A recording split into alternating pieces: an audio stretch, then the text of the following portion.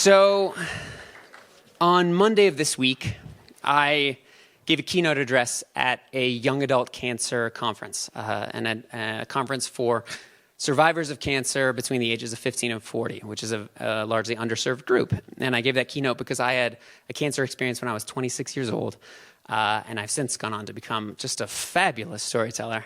And so they asked me to speak at this event. And when I introduced myself, they asked if I would introduce myself and the diagnosis and how long it's been since I've been in remission. And so when I said that, and I was like, oh, it's been 15 years. And I thought to myself, I was like, wow, 15 years seems significant. That seems like such a profound number. It really struck me. And when I thought about it, I was like, wow, I was 26 years old. And when I got diagnosed at 26, I really knew nothing about cancer. I had vague ideas. I knew it involved tumors. I knew that people died, but I didn't even know why people lost their hair. And when you get diagnosed, you learn a lot. And for those of you who don't know, cancer is defined by rapidly mutating cells, and hair is also a rapidly forming cell. So often the therapies and treatments for cancer, hair is like this innocent bystander. So that's why a lot of cancer patients don't have any hair. So the more you know. What I also didn't know was that there's this period after you get diagnosed, but before you start going through treatment, where you have to go through all these tests and procedures to make sure your body's even ready to go through the treatment. In my case, it was a regimen of 4 chemotherapies every 2 weeks for about 6 months.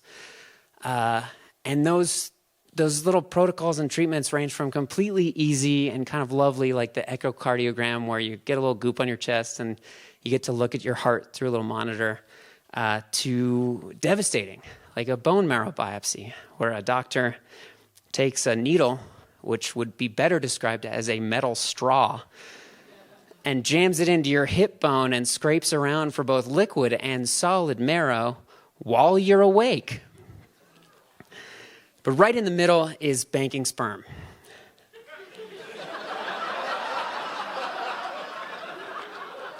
And while it is jerking off, and that's fun, this little jerk-off has very deeply concerning ramifications. I'm doing it so that if I don't die, but I go sterile during treatment, I can still have kids.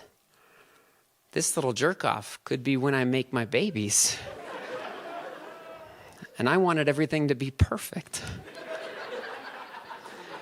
I went to the hospital's reproductive studies wing with my dad. He insisted on being a part of my big day. We got to the check-in station, and the nurse checked me in, and then she asked me a very arresting question. She was like, "When was the last time you masturbated?" And the correct answer is 2 days ago, and I came correct, because you want to have a potent sample.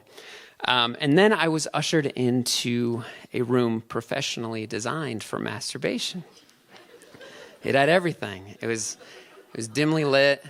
It had a little cream-colored sofa with a white hospital paper kind of draped over the top.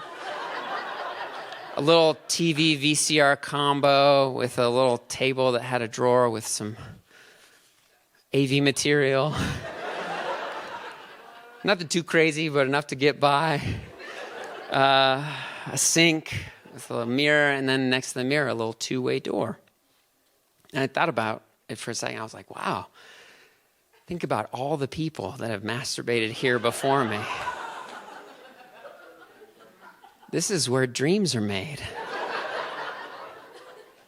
Everything was perfect. So I did the Lord's work, and I put my sample in the little 2-way door. And as I walked out, I remember seeing my dad. He was reading like a travel magazine or something in the lobby. And when he turned to notice me, he gave me this like kind of cheeky look, like, haha, I know. And then I got up to him, and he couldn't help himself. He was like, "Everything come out okay?"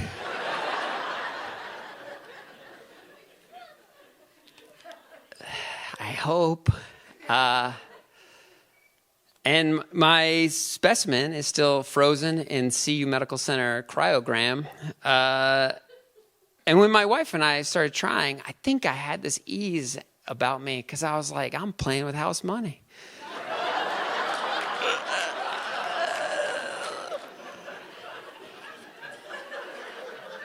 And we're due next month. So next month, I want to be a papa. Please welcome your first storyteller of the night, Curly.